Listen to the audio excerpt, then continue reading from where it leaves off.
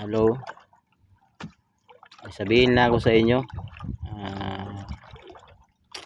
Sabi ng iba, ba't di daw ako nahihiya sa sarili ko?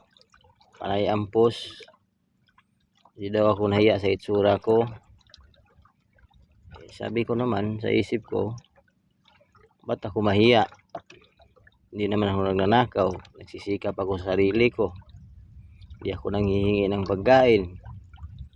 Hindi ako nanghihingi ng pira sa ibang tao, sa magulang ko. Sarili kong sikap, sarili kong pira, sarili kong pawis ang pinagkuhanan ko ng lakas. At saka anong pakialam ko kung ganito itsura ko, magpupus ako. Ninakaw ko ba yung itsura ko? Hindi naman ah. Siyempre ito yung binigay sa akin, hindi ito yung tatanggapin ko. Yun lang guys, mga kaisda. Salamat.